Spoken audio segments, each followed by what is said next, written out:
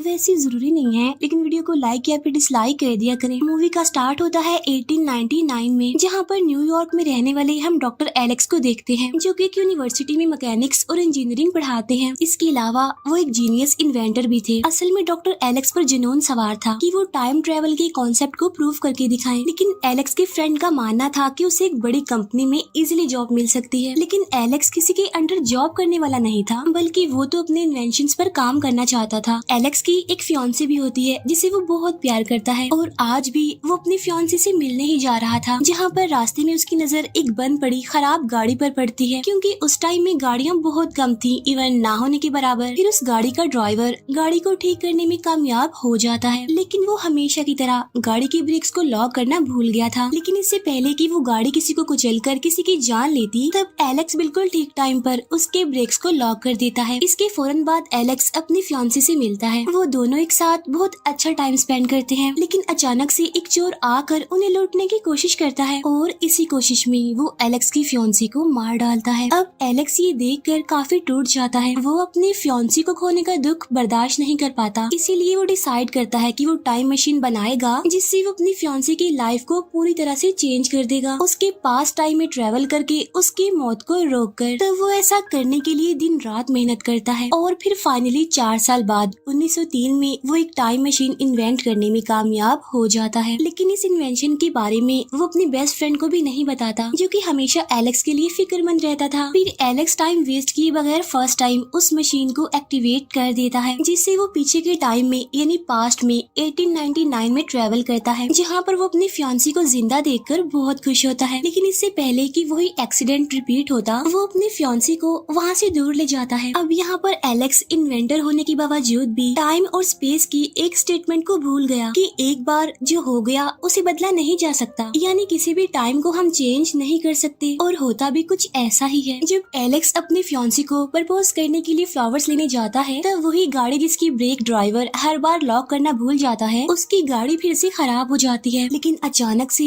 वो गाड़ी चल पड़ती है, और उस गाड़ी के नीचे आने की वजह से एलेक्स की फियांसी की मौत हो जाती है, जिससे एलेक्स एक बार फिर काफी दुखी हो जाता है। लेकिन फिर भी वो हार नहीं मानता, और इस टाइम वो फ्यूचर में जाने का सोचता है, इस उम्मीद में कि शायद फ्यूचर के लोग ये जानते हों कि पास्ट के टाइम को कैसे चेंज किया जाता है। इसीलिए वो 2030 में ट्रेवल करता है, जहाँ पर इंसान चांद पर जिंदगी गुजारने की तैयारी कर रहे हैं। इसके बाद एलेक्स वहाँ पर एक लाइब्रेरी जाता है मजीद टाइम ट्रेवल के बारे में समझने के लिए, जहाँ उसकी मुलाकात एक होलोग्राफिक एआई यानी आर्टिफिशियल इंटेलिजेंस लाइब्रेरियन से होती है, जहाँ पर एलेक्स उससे पूछता है कि पास्ट टाइम को कैसे चेंज किया जाता है, जिस पर वो लाइब्रेरियन बताता है कि अभी तक इस टाइम में टाइम ट्रेवल मशीन इन्वेंट नहीं की गई। तब ये सुनकर एलेक्स और ज्यादा डिसअपॉइंट हो जाता है, लेकिन स्टिल वो हार नहीं मानता। इसीलिए अब वो और भी आगे के टाइम में 7 साल बाद 2037 में ट्रेवल करता है, लेकिन इस टाइम में उसे जमीन पूरी तरह से डिस्ट्रॉय मिलती है। तब 2 सोल्जर से उसे पता चलता है कि माइनिंग की वजह से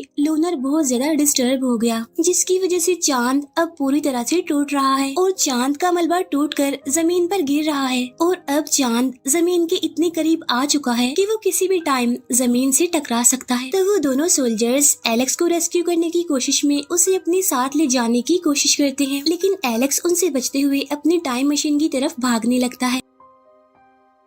वो जमीन की डिस्ट्रक्शन का शिकार होने ही वाला होता है कि बचने की कोशिश में जल्दबाजी में वो मशीन को अननोन सेटिंग पर ट्रिगर कर देता है, लेकिन अचानक से एक झटका लगने की वजह से वो बेहोश हो जाता है, जिससे अब उसकी मशीन लाखों साल आगे जाकर ट्रेवल करने लगती है, जहाँ पर जमीन डिस्ट्रॉय होने के बाद अपनी नॉर्मल हालत में वापस आते हुए भी दिखाई देती है। इसके बाद जब एलेक्स को होश आती है, तो वो और आगे जाने से पहले ही मशीन को ऑफ कर देता है, लेकिन तब तक एलेक्स 8 साल आगे के टाइम में आ चुका था। अब क्योंकि वो काफी इंजर्ड भी था, इसीलिए वो वहीं पर बेहोश हो जाता है। फिर एलेक्स की जब आँख खुलती है, तो खुद को एंशिएंट कम्युनिटी के बीच में पाता है, और वो लोग एलेक्स की लैंग्वेज को समझ नहीं पा रहे थे, जहाँ पर वो एलेक्स को उनके लिए खतरा समझते हुए उसे मारने का डिसाइड करते हैं। लेकिन एक लड़की मारा जिसने एलेक्स की जान बचाई थी, उसे एलेक्स की लैंग्वेज आती थी, क्योंकि वो एक टीचर थी, जिसकी वजह से वो एंशिएंट सिविलाइजेशन के बारे में भी जानती थी, जिसकी वजह से वो एलेक्स को उसकी कम्युनिटी के लोगों से बचा लेती है। जहाँ पर एलेक्स एलेक्स मारा को बताता है कि मैं पास्ट टाइम से आया हूँ, लेकिन मारा इस बारे में अपने लोगों को नहीं बताती क्योंकि वो जानती थी कि उसकी कम्युनिटी के लोग उसकी साइंस को नहीं मानेंगे, जिसकी वजह से वो एलेक्स को कोई एलियन समझकर उसे मार देंगे। अब मारा से कुछ देर बात करने पर एलेक्स को इस कम्युनिटी के बारे में और जानकारी मिलती है, जो जमीन पर चेंजिंग्स होने की वजह से एंशिएंट लोगों की तरह माउंटेन्स और रॉक्स पर अपना घर बनाकर रहने लगे, जिनका रहन सहन 21st सेंचुरी के लोगों से बिल्कुल अलग था। रात को एलेक्स देखता है कि इंसानों ने चांद का क्या हाल कर दिया है। यहाँ पर एलेक्स की दोस्ती हो जाती है मारा के छोटे भाई से, और मारा के भाई को एलेक्स की वॉच बहुत पसंद आ जाती है, इसीलिए एलेक्स उसे वो वॉच दे देता है उसके पास रखने के लिए। लेकिन उसी रात एलेक्स को एक डरावना और काफी अजीब सा ड्रीम आता है कि उसे जंगल से कोई अजीब सा क्रिएचर पुकार रहा है, और जब वो एक काफी बड़ी क्रिएचर जैसे दरवाजे से एंटर करता है तो उसकी आँख खुल जाती है। हैरान कर देने वाली बात तो ये है कि सेम यही वाला ड्रीम मारा के भाई को भी आया। तो मारा एलेक्स को समझाने की कोशिश करती है कि ये डरावना सा अजीब सा ड्रीम हर रात हर इंसान को आता है यहाँ पर। इसके बाद वो लोग दोबारा से सो जाते हैं। नेक्स्ट मॉर्निंग मारा एलेक्स को कुछ बिल्डिंग्स के मलबे दिखाती है, और ये सारे मलबे एलेक्स के टाइम के ही थे, यानी पास्ट टाइम के, और ये मलबा न्यूयॉर्क के किसी मीनार का था। फिर मारा एलेक्स से पूछती है कि तुम पास्ट टाइम से इस टाइम में क्यों आए हो, जिस पर एलेक्स उसे सारी बात बता देता है कि मैंने अपने टाइम में अपने एक बहुत ही खास और करीबी इंसान को खो दिया, जिसके टाइम को चेंज करने के लिए मैंने इतना लंबा सफर तय किया। इसके बाद मारा एलेक्स को उसकी टाइम मशीन की जगह पर लेकर जाने लगती है। अब यहाँ पर एलेक्स ने एक बात नोट की थी कि इस कम्युनिटी में कोई भी बुरा इंसान नहीं था, जिसके जवाब में मारा कहती है कि हाँ, अब बुरे इंसान हमारी कम्युनिटी में नहीं है। इसके बाद एलेक्स फाइनली अपनी टाइम मशीन तक पहुँच जाता है, इसीलिए वो फौरन अब अपनी टाइम में जाने के लिए कोशिश करता है, जहाँ पर मारा एलेक्स से रिक्वेस्ट करती है कि प्लीज मेरे भाई को भी तुम अपने साथ अपने टाइम में ले जाओ। लेकिन इससे पहले कि एलेक्स उसे कुछ कह पाता, वहाँ पर जोरों से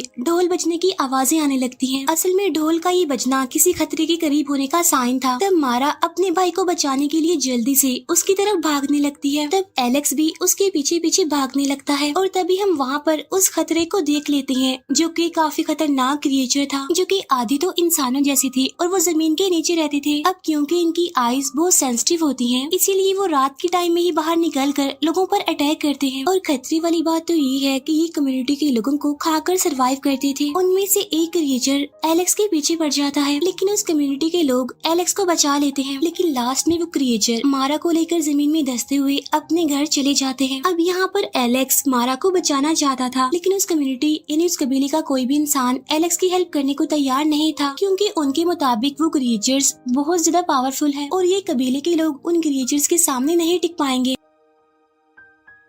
अब यहाँ पर एलेक्स मारा के भाई से प्रॉमिस करता है कि मैं तुम्हारी बहन को बचाकर जरूर लेकर आऊंगा, लेकिन इससे पहले मुझे उन क्रिएचर्स के बारे में जानना होगा, उन्हें समझना होगा। जिस पर मारा का भाई कहता है कि एक स्पिरिट ऐसी है जिसे उनके बारे में पता है। इसके बाद मारा का भाई एलेक्स को काफी दूर एक जगह पर लेकर आता है, जो कि कोई और जगह नहीं थी बल्कि न्यूयॉर्क की वही लाइब्रेरी थी, जहाँ उसकी मुलाकात उसी होलोग्राफिक लाइब्रेरियन से भी होती है, जिससे एलेक्स पहले भी मिल चुका था, यानी 2030 में। और ये लाइब्रेरियन इतने सालों बाद भी सर्वाइव कर गया, इसीलिए मारा का भाई उसे कोई भूत समझ रहा था। एलेक्स उस लाइब्रेरियन से पूछता है कि इंसान के फ्यूचर में दो अलग अलग एवोल्यूशन कैसे हो सकते हैं। तब वो लाइब्रेरियन एलेक्स को कहता है कि जब जमीन डिस्ट्रॉय होने वाली थी तब कुछ लोगों ने जमीन पर ही जिंदगी गुजारने का डिसाइड किया, जो कि कोई और नहीं बल्कि उसी कबीले के लोग हैं। लेकिन उनमें से कुछ ऐसे भी हैं जो डर की वजह से अंडरग्राउंड रहने लगे, और वो लाखों सालों से वहीं पर ही रह रहे हैं। इसीलिए लाखों साल की एवोल्यूशन की वजह से उनकी बॉडीज चेंज होने लगी। अब क्योंकि वो काफी सालों से अंडरग्राउंड ही रह रहे थे, इसीलिए वो सनलाइट को बर्दाश्त नहीं कर पाते। अब क्योंकि उनके पास खाने पीने का कोई सामान तो है नहीं, इसीलिए वो इस कबीले के लोगों को खाकर ही सरवाइव करते हैं। अब उन क्रिएचर्स के बारे में जानने के बाद अपने नाइटमेयर की मदद से उस क्रिएचर जैसे दरवाजे के पास पहुंचता है। इसके बाद वो अकेला ही उस खतरनाक सी केव में चला जाता है। अंदर जाने के बाद उसे बहुत सारी टनल्स अंदर नजर आती हैं, जिससे यहाँ पर एलेक्स समझ जाता है कि कैसे वो क्रिएचर्स जमीन के अंदर धंसते ही गायब हो जाते हैं, क्योंकि वो क्रिएचर्स इन्हीं टनल्स को यूज करते हुए कहीं से भी बाहर निकल सकते हैं। इसके बाद वो उसी खतरनाक जगह पर पहुंच जाता है जहाँ पर वो क्रिएचर्स कबीले के लोगों को मार कर उन्हें खा लेते हैं। और तभी अचानक से एलेक्स भी एक तालाब में गिर जाता है, और वो तालाब हड्डियों से भरा होता है। लेकिन अनलकीली एलेक्स एक क्रिएचर के हाथ लग जाता है। आगे जाकर उसे मारा भी मिल जाती है, जो जिंदा थी लेकिन उसे कैद किया हुआ था, और मारा को देखकर ऐसा लग रहा था कि शायद उसे किसी ने हिप्नोटाइज कर लिया हो। इसके बाद एलेक्स आगे बढ़ता है और उसकी मुलाकात उन उन क्रिएचर्स के लीडर से होती है, जो दिखने में काफी खतरनाक लग रहा था। असल में ये उन क्रिएचर्स में से सबसे ज्यादा इंटेलिजेंट स्पीशीज है और ये वही था जो अभी तक सभी की नाइटमेयर्स में आता रहा था। फिर क्रिएचर्स का वो लीडर एलेक्स को बताता है कि हमारी स्पीशीज के बहुत सारे पार्ट्स हैं और हर एक का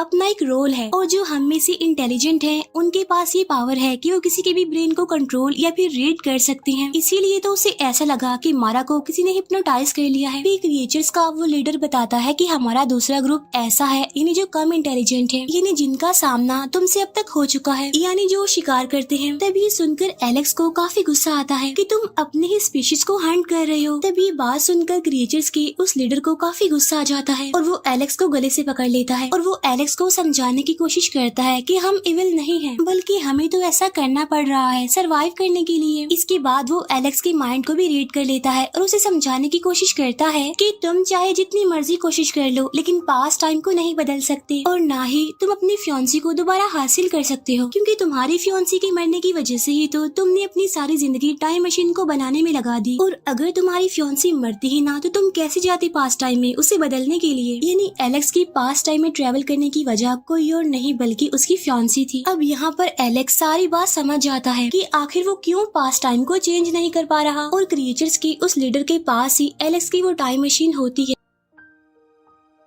अब यहाँ पर वो लीडर एलेक्स से कहता है कि तुम जल्दी से अपने टाइम में वापस चले जाओ, लेकिन एलेक्स की माइंड में तो कुछ और ही चल रहा था। वो टाइम मशीन को फ्यूचर की तरफ सेट करके मशीन के एक्टिवेट होते ही क्रिएचर्स के उस लीडर को खींच लेता है। अब यहाँ पर वो दोनों फ्यूचर में टाइम ट्रेवल करने लगते हैं और उन दोनों के बीच फाइट भी होने लगती है, लेकिन लास्ट में वो लीडर मशीन से बाहर लटक जाता है, जहाँ पर टाइम तेजी से चलने की वजह से अब वो बूढ़ा होने लगता है। वो देखते ही देखते स्केलेटन बनता है और फिर डिस्ट्रॉय हो जाता है, यानी कि खत्म हो जाता है। और जब एलेक्स मशीन को रोकता है तो वो खुद को कई और साल आगे पाता है, जहाँ पर वो देखता है कि जमीन प्लेनेट मार्स की तरह डिस्ट्रॉय हो चुकी है, जहाँ पर उसे सिर्फ वो क्रिएचर्स ही दिखाई दे रहे थे। तब ये देखकर एलेक्स समझता है कि शायद उन क्रिएचर्स ने उस कम्युनिटी के लोगों को मार दिया है और खा लिया है, और इसी वजह से जमीन अब पूरी तरह डिस्ट्रॉय हो गई। तब ये देखकर एलेक्स काफी परेशान हो जाता है, लेकिन अचानक वो डिसाइड करता है कि अगर वो पास्ट टाइम को चेंज नहीं कर सका तो कम से कम वो फ्यूचर को जरूर चेंज कर देगा। इसीलिए अब की बार वो उस टाइम में ट्रेवल करता है जहाँ पर वो क्रिएचर्स अब खत्म हो चुके हैं जमीन से। इसीलिए वो जाकर सबसे पहले मारा को रेस्क्यू करता है और फिर वो मशीन को एक्टिवेट करके उसके व्हील्स को अपनी उसी वॉच से जाम कर देता है, जिसकी वजह से वो मशीन अब खतरनाक वेव्स निकालने लगती है। लेकिन इससे पहले कि वो इन खतरनाक वेव्स की लपेट में आते या फिर वो उन क्रिएचर्स का शिकार होते तो वो जल्दी से वहाँ से भागने लगते हैं, लेकिन अब बहुत सारे क्रिएचर्स उनके पीछे पड़ जाते हैं, लेकिन वो फिर भी बचकर भाग रहे होते हैं और वो बहुत बार उन क्रिएचर्स का शिकार होने से बच जाते हैं, और बचते बचाते वो कम्युनिटी के लोगों की मदद से सरफेस पर आ जाते हैं। अब यहाँ पर उन क्रिएचर्स को खतरे का पता नहीं था। इसके बाद वो सारे क्रिएचर्स खतरनाक वेव्स की लपेट में आ जाते हैं, जिसकी वजह से अब वो हमेशा के लिए जमीन से खत्म हो जाते हैं। इसका मतलब ये था कि एलेक्स फ्यूचर को चेंज करने में कामयाब हो गया था, क्योंकि वो क्रिएचर्स तो अब जिंदा नहीं रहे थे, इसीलिए कम्युनिटी के लोग अब बहुत सालों तक जिंदा रह सकते हैं, और इसी वजह से शायद जमीन भी डिस्ट्रॉय होने से बच जाएगी। लेकिन फ्यूचर को चेंज करने के लिए एलेक्स को अपनी टाइम मशीन को सेक्रीफाइस करना पड़ा। अब यहाँ पर एलेक्स और मारा एक दूसरे को पसंद करने लगे थे, तो इसीलिए एलेक्स यहीं पर रहने का डिसाइड करता है ताकि वो मारा के साथ अपनी न्यू लाइफ का स्टार्ट ले सके। इसके बाद हमें एलेक्स का फ्रेंड दिखाया जाता है जो अभी भी 1903 में था, लेकिन अब क्योंकि काफी टाइम से एलेक्स के बारे में कुछ भी पता नहीं चला था, इसीलिए वो एलेक्स की यादों को भी हमेशा के लिए गुड बाय कह देता है, इस उम्मीद में कि शायद एलेक्स को वो मिल गया होगा जिसकी वो तलाश कर रहा था। और इसी के साथ ही मूवी यहीं पर एंड हो जाती है।